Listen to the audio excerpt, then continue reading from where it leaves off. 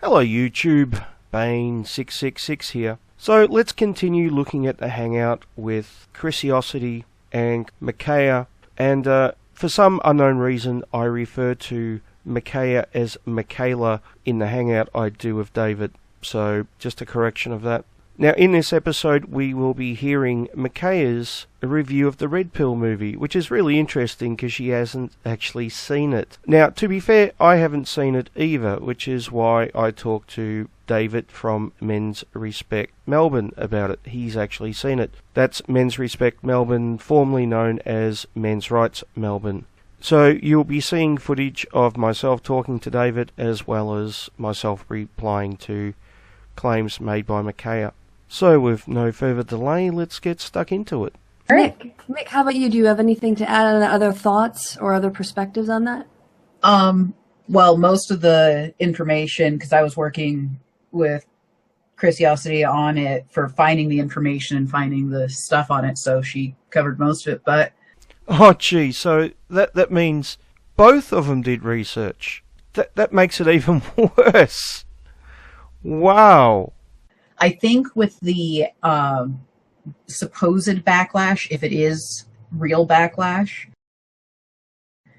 and even in general, just the feminists looking at it going, really, type thing, it doesn't have to do with the red pill being shown in cinemas or the fact that it's about the MRM.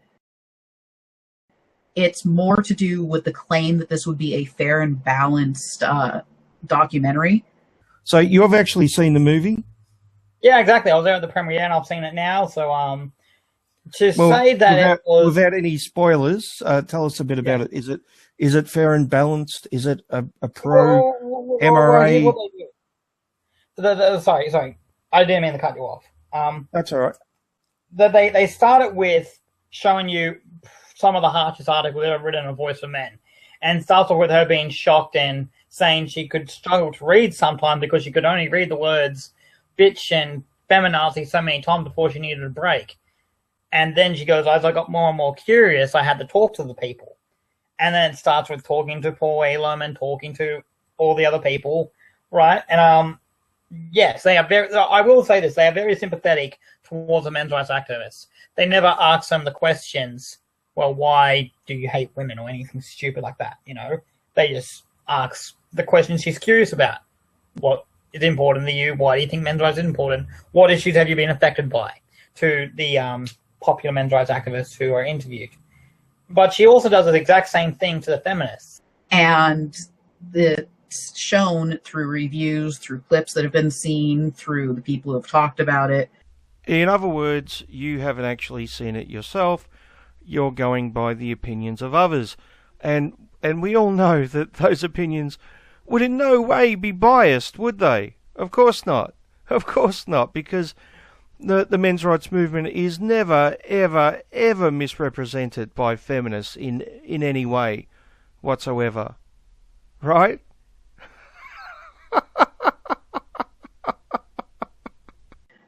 That it actually isn't fair and balanced. It shows the feminists, like the screaming feminists, the extremes, the people that are caricatured a lot of times.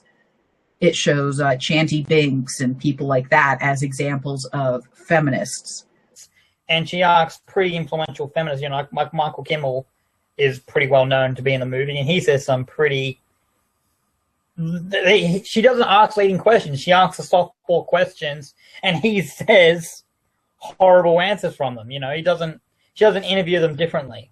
Well, that's the interesting thing. The claim made by Michaela is that she only interviews, you know, the stereotypical screaming, ranting feminists. And I thought that was a very strange comment to make, considering Cassie Jay interviews Michael Kimmel, who is anything but a, you know, a ranting. Well, he's an academic feminist. Exactly. Yeah.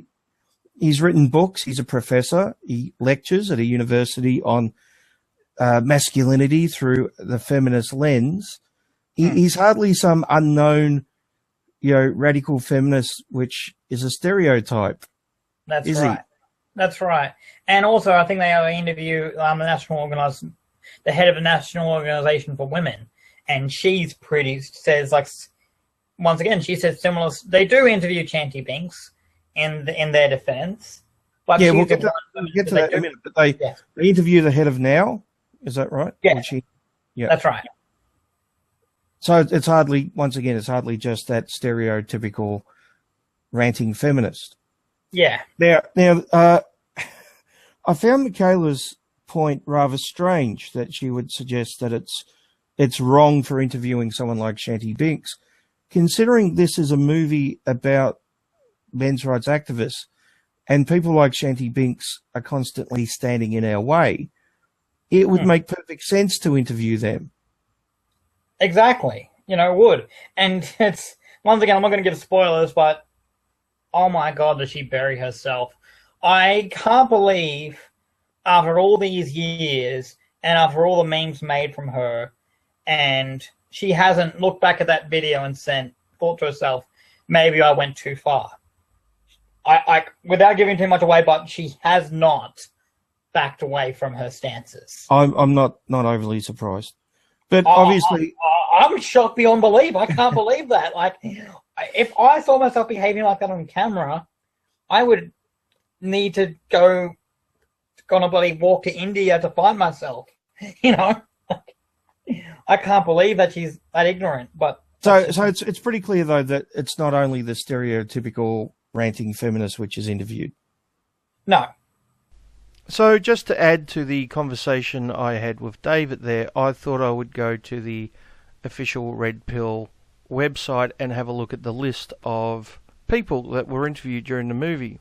Now, just a word of advice to Michea and Chrisiosity.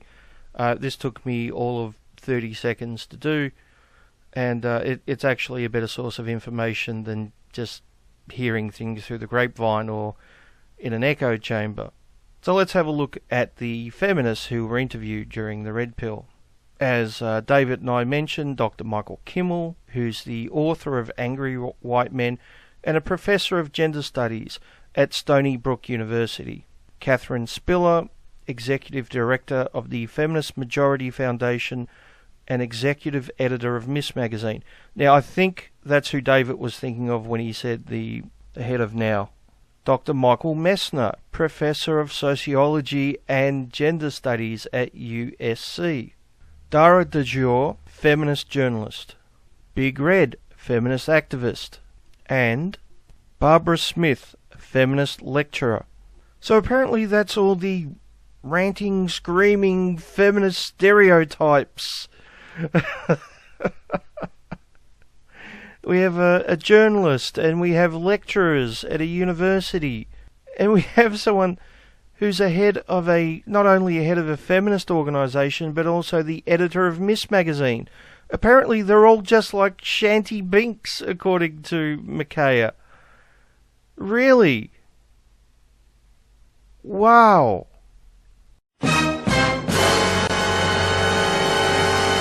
Well, I was almost finished this video.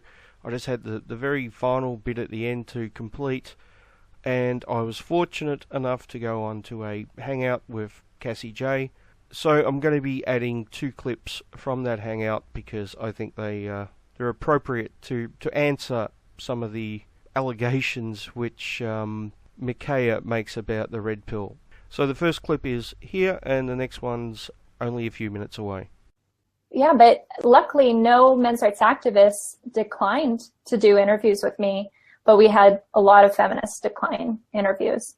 So that was more difficult to get feminists feminists weren't wary of talking to me, but they were worried about being in a film about men's rights. And they were also worried that there were going to be men's rights activists included in the film.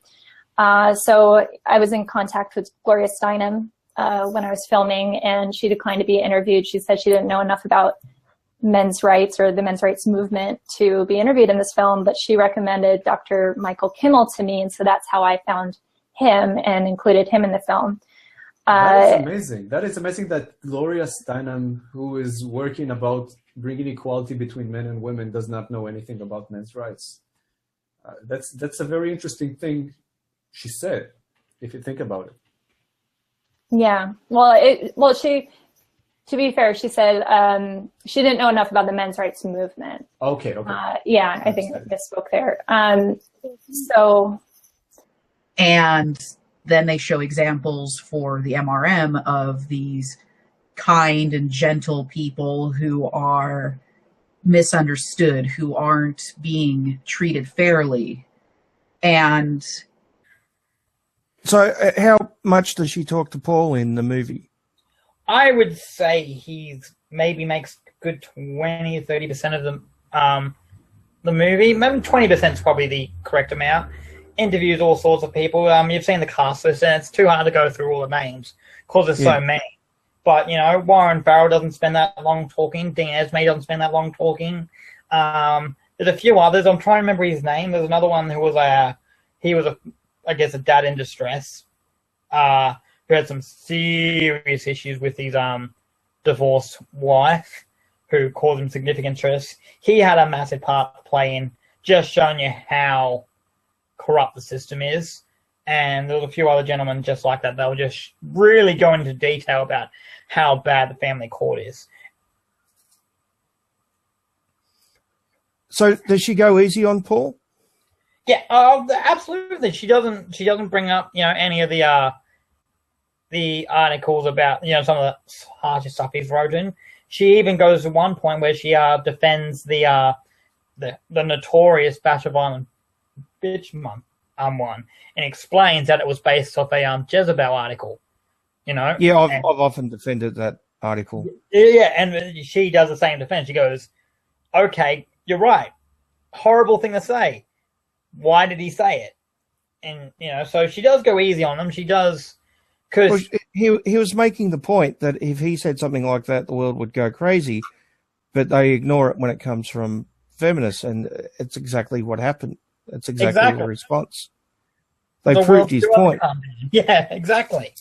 They did. They proved it perfectly. No one's ever spoken about the original article, you know. So in some ways, she did go easy, but because the documentary wasn't about showing the dark side of men's rights activists as well as the soft side. It was just showing letting them have a chance to talk about their side without interrupting questions, I guess. Like whole things are glossed over. Like when she interviews Paul Elam, she doesn't even go into any of his statements about how he would vote not guilty on a rape case, even if it was definitive proof that the guy was a rapist. I'd just like to know what process you went to try to get both sides, the feminist side and the men's rights side, because one of the common allegations I've heard is the movie is biased, which is amazing to me considering some of the feminists you interview. So one thing I would like to address, and I think your question allows me to say this, I haven't articulated this in this way before, which is that a lot of the criticisms about the movie is that it doesn't focus enough on the bad tactics of the men's rights movement, and when Paul Elam said XYZ or whatever cherry-picked sound bites there are. And the film does focus mostly on the issues, men's issues. And we do address some of the online articles, but that's not the majority of the film. And so I think that's why people say it's biased, is because we focus mostly on the issues and not all about pointing to every comment said online from a men's rights activist, or, you know, it's not a film just full of screenshots of comments. It's about the platform of the men's rights movement. So, but something that I think is important for people to understand is that when I started making this film and telling my friends and family that I was making a film about the men's rights movement, the first thing that I would usually hear from 90% of the people is, what men's rights? What rights are they being denied? And feminists would say that too. And so I think looking back now, because I have a little bit more hindsight 3.5 years later after making this film, is if feminism is the movement for gender equality, isn't it fascinating that when I said the men's rights movement, they couldn't even say what men's issues are or men's rights issues are. So that's what the film really does focus on, is trying to get people up to speed with what the men's rights platform is, because most people had no idea and feminists didn't know. And that's also why a lot of the feminists in the film, you know, I've been accused of like the feminists in the film not giving the best pitch for what they believe in supporting feminism or attacking MRAs. But it wasn't any kind of creative editing on my part. I was just, you know, I'd ask them the questions and I would show in the film what they responded with saying. And I think what you'll find is that most feminist academicians don't know the men's rights platform. So that's why they couldn't really argue it on a level that MRAs could argue with feminists. Because I think a lot of MRAs do understand what feminists are saying. They are reading the feminist books to try to figure out what is their perspective so we can debate it. And feminists don't do that. They don't try to learn or I don't want to generalize all feminists, but most of the feminists that I met did not know the men's rights platform. All they've heard about the men's rights movement is the cherry-picked sound bites and finding some random comments on a website from some MRA who most of the men's rights leaders have no idea who that person is. So it's these very obscure comments, and who knows if, you know, they represent the whole movement. More often than not, they're not even MRAs too. That's a common thing. Yeah, so as far as the bias of the film, you know, it is the first and only film about the men's rights movement. So obviously it's going to be, the majority of the film is going to be about men's issues and men's rights to try to get the audience up to speed with what the issues are. And so we look at a lot of different issues, and we also address some of the tactics of the movements. And also what you'll see is that feminists have had protests against men's groups organizing and pulling fire alarms and, you know, yelling at the men's rights attendees. And there's footage of that in the film, and you can find it online too. But, you know, what I found in my 3.5 years of making this film, I haven't found any protest footage of men's rights activists going to a feminist rally or a women's rights rally trying to shut it down and pulling fire alarms. So there's no opposite footage to show them both doing that. It's really just kind of one-sided. So, you know, as far as the bias, I'm just showing what's been happening in the men's rights movement for over the past like 5 years, or even back into the 70s when Warren Farrell started talking about these issues. And the audience is able to come to their own conclusion of where is the truth. Like Karen said, it's got to be somewhere in the middle, but at least, you know, if you show all the different perspectives on the spectrum of gender politics, then and trust that the audience can process this information to hopefully let them know what kind of direction we should lead in for if we truly want gender equality. What is the answer? And I think it starts with understanding all sides. It was stuff that was just completely glossed over, and it was almost like watching, and I'm going to bring religion into this, it was like watching a Ray Comfort documentary. Now, I find this claim to be amazing and also amusing, considering the list of feminists who are interviewed during the Red Pill, which I just read out.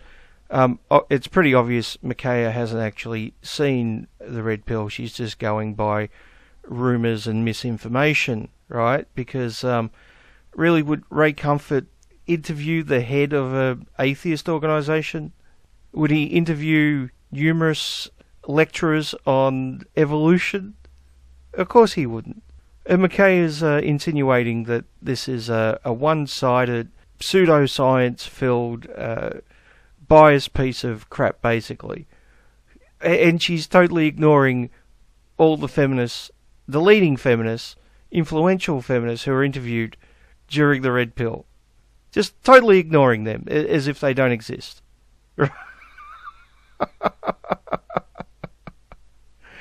And she could have found out this information 30 seconds research. 30 seconds. That's all. Oh, well. Where everything's painted in like this nice, rosy, glossy light, and all of the nasty side was swept under the rug. And so it was basically she gave them these softball questions and let them play up the victim card. So how much of the movie was talking about men's issues? Almost all of it. I'd say the only time when they didn't talk about men's issues would be the bit when a section when they dedicate to Aaron Pizzi, and the sections when they dedicate to talking to the feminists. So what issues of men did they bring up? They brought up family court was a massive one. The issues between family courts, suicide was a massive one. Circumcision was quite small but very powerful. Like, really, they spent a few minutes on it, but they didn't need to spend any longer than they had to once they showed the video, the famous video that I think a lot of us have seen, and then showed a few seconds of that, and the reaction to it. That's more than enough of an argument against circumcision. What else? Did she bring up the sentencing gap? She didn't. She did bring up that, but not much. Like, that was a very small detail. It was really focused on family courts, suicide, and lack of services available for men. Domestic violence was another one. How big victims are men of domestic violence, particularly in America, and with the Duluth model. So what was the movie's attitude towards feminism and feminists then?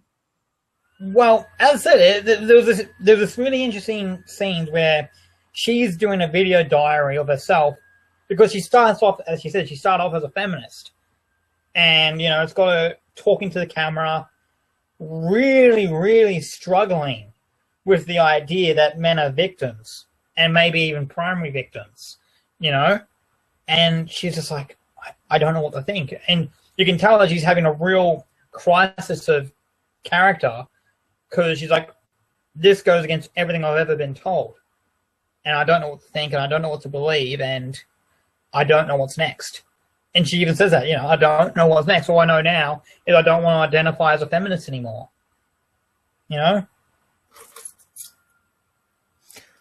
So would you say the movie is more about men's rights or more about anti-feminism? It's definitely more about men's rights. It's more about the issues that we face, the issues that need to be taken care of, and it also talks about why they're not taken care of. What blocks us from fixing these issues is what the movie focuses on. Which in some cases is feminism. Yeah, in many cases feminism or feminist organisation or government organisations backed by feminists. So apparently discussing those issues in a documentary is playing up the victim card. Yeah, not impressed, Michea. Not impressed. While not calling out their actions on outright attacks that have been done or attacks against women and feminists. What attacks are you talking about? Citation needed. Are you talking about physical attacks, verbal attacks, disagreements, criticism? What exactly are you talking about when you say attacks? And all you have to do is you have to go to these guys' Twitter feeds and just read what they say. And you know that what they're saying in the documentary versus what they're saying in real life are two entirely different things. And I think one of the issues that I personally have, and this is me siding with members of the men's rights community, is that it paints men's rights movement in a bad light because it paints them as liars. No, Michea. What paints men's rights in a bad light is the constant stream of bullshit from feminists, often feminists in the media. The type of thing. The type of bullshit which falsely associates Elliot Rodger with the men's rights movement. The type of bullshit which constantly associates Roosh Fee with the men's rights movement.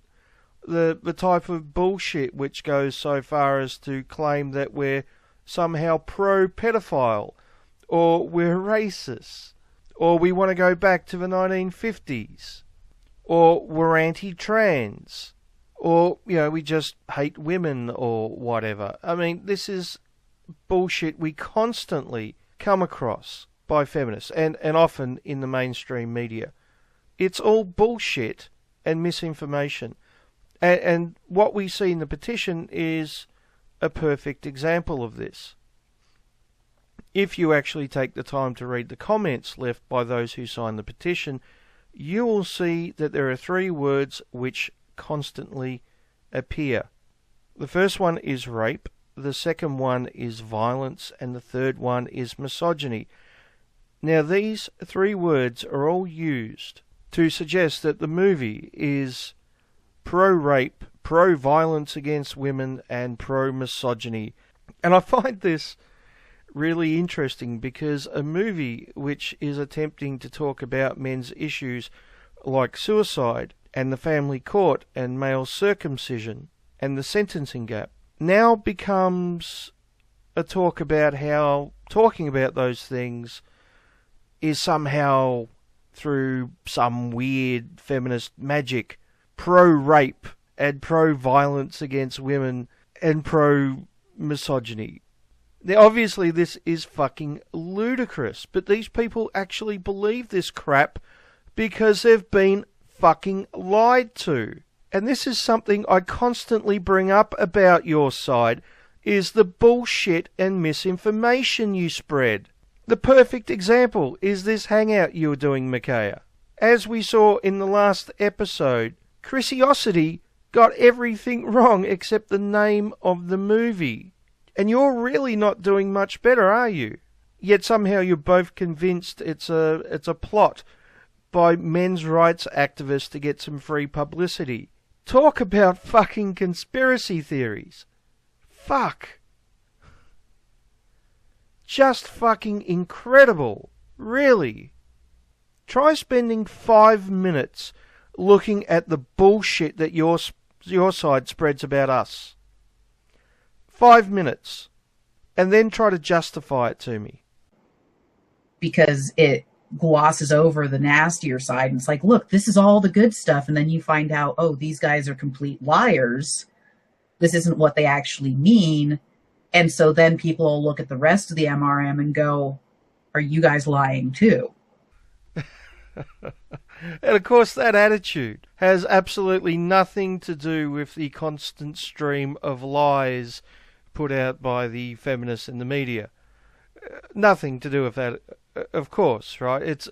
That all comes down from the Red Pill movie, which they haven't even seen. Fantastic argument, Michea. Fantastic argument. And so it's basically that it's not a fair and balanced documentary. It's not a fair and balanced documentary, even though it takes the time to talk to both sides, prominent people on both sides, and it treats them equal when it asks them questions. Apparently that's not fair and equal. Exactly what would be fair and equal? Just telling the feminist side? Would that be fair and equal? And the amazing thing is, there are documentaries made every single fucking day which aren't fair and equal, which are made to represent a particular talking point or a particular viewpoint. I don't see petitions out there to get them banned from being shown. But even if what you were saying is true, it's still not a reason to fucking ban it, is it? It raises a lot of issues for those who actually are fighting for the rights of men and trans men, cis men, all of them. And it also, from everything that I've seen so far, most feminists couldn't care less if it's being shown in cinemas. Yes, it is true. Most feminists couldn't care less if it's been shown in cinemas, probably because they've never even heard of it. But that doesn't mean that we shouldn't criticize those feminists who are trying to stand in our way. And most, as Chrisiosity said, were against the protest. I didn't see any big name feminists going and saying, oh, we got to protest it. It's like, let people watch it. Go for it. Here's the thing, though, and I find this exceptionally interesting about your side, Michea, is that people like yourself and Chrisiosity will come out and say they disagree with the actions of these feminists, and then you will bend over backwards to make excuses for them. And that's what we've seen in this video and the last one in this series. So it was like, I don't know where this silencing and bullying is unless it's created in the heads of people who have less mental stability than I do.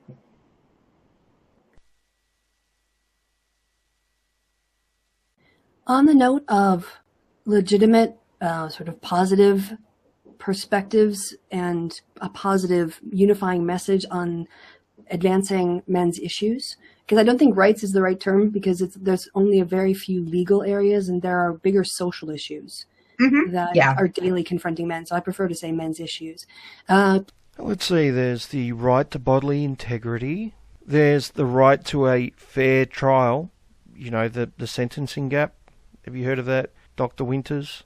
There's reproductive rights. And there's also parental rights, where fathers are treated as second-class parents. Now, I would agree with you that it is bigger than just these rights I mentioned and a few others. And often issues is a more inclusive term because it does include those social issues as well. But be very careful not to dismiss the rights part, because there are most definitely human rights issues here, and legal rights as well. Now, I've cut out a section of the video here because it's not relevant for the topic of this video. It's where Chrissy discusses a group that she started on Facebook to discuss men's issues. And as this video is about the red pill, I'm not going to go into that topic at the time. But if you think that I've cut out something relevant or in somehow misrepresenting the video or some bullshit like that, you can click the link below and go to around the 22-minute mark and listen for yourself. So let's skip ahead a bit and continue with the talk about the red pill. In terms of Go Fem Yourself, I think I was going to say, in her response, she just said that, being an Australian feminist, she hadn't seen much on social media about the petition or anything, despite knowing a lot of feminists. So it's anecdotal, but it just goes to show that the sort of feminist networks in the country were not picking up on this and passing around this petition. So as far as my views on this, I think you guys both raise really good points, and I'm really glad that you both raise different points, because I'm going to raise a completely different point. And that is that if we step back and actually look at not the facts of the case, because I think that the facts of the case in this case are pretty dodgy.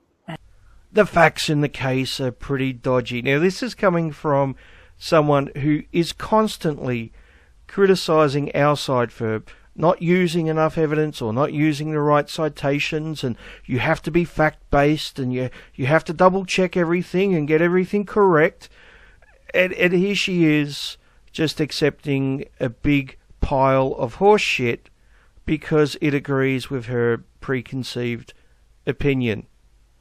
Just fucking incredible, Christy Winters.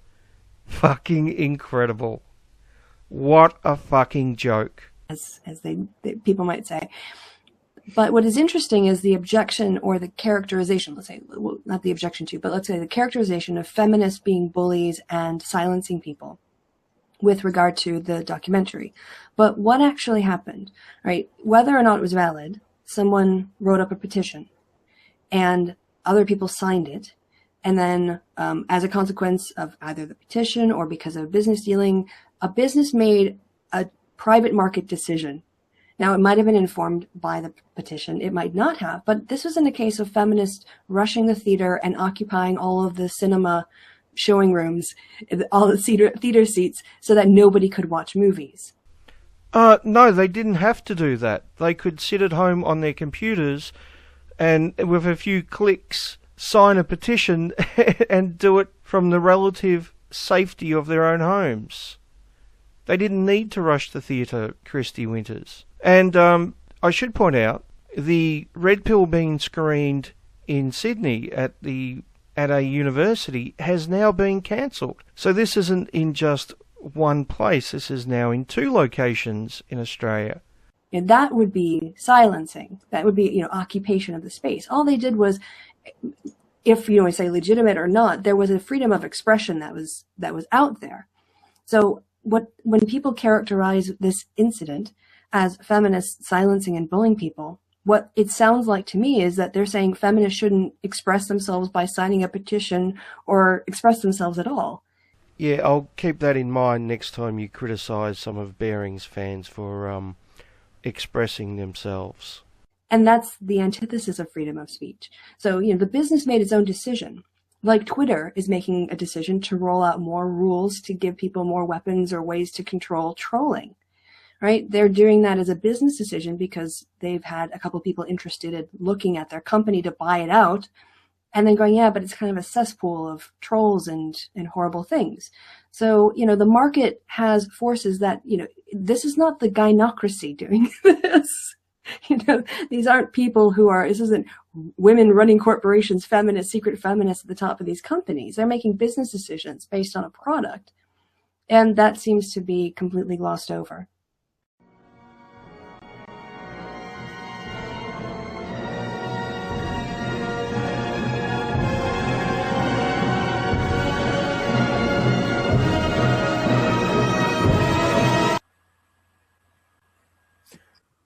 So what do you think of, just to I guess sum up, what do you think of Chrisiossity's claims that the petition was just a publicity stunt by men's rights activists to get free publicity?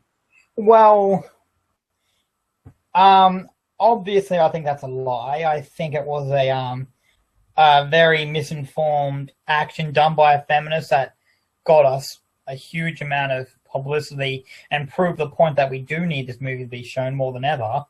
I do believe her that she disagrees with the petition. I even probably believe that she couldn't, that no one now is going to admit to being okay with censoring it, right? But I will say that if they read that petition and they stopped doing what she did, she said she's a skeptic. I'm skeptical of that. But if a lot of feminists just read that petition, they are going to sign it based on what they read. And I don't think for a second that, I think that at least 90% of the people who signed it, which was over 2,000, believed every single word of that petition. Yeah, with the 200 comments I went through, 200 plus comments I went through, I have to say the impression I got was that most people were outraged and were signing it based on that outrage, and that outrage was based on lies and misinformation. So in a lot of ways, I think a lot of the people who signed it are misinformed victims.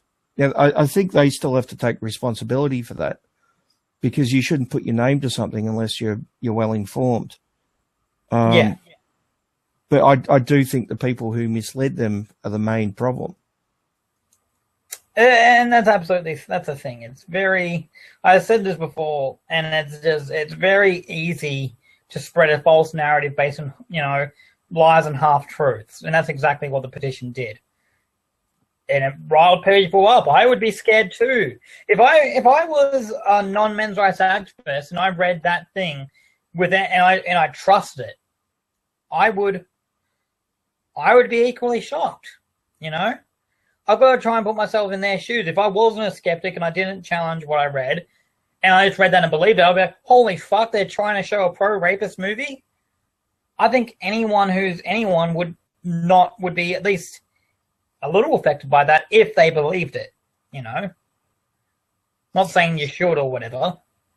I wonder what the reactions from the social justice crowd would be if it wasn't a men's rights movie, but say a movie about moderate Islam or something like that.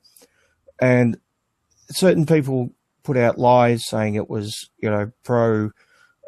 pro-terrorism or something like that, and it got 2,500 signatures from people who were concerned or outraged, and the Kino then caved and stopped the viewing of the movie. I wonder if their attitude would be the same. I wonder if they'd be saying, oh, well, it's only one theater and it's only a small number of people. It's not really that big a deal. I suspect they would be fucking outraged. And so they should be, but they would be. Absolutely. Yeah, and they'd be screaming Islamophobia and all the rest of it. And you're right, they would have reason to do so. Yeah.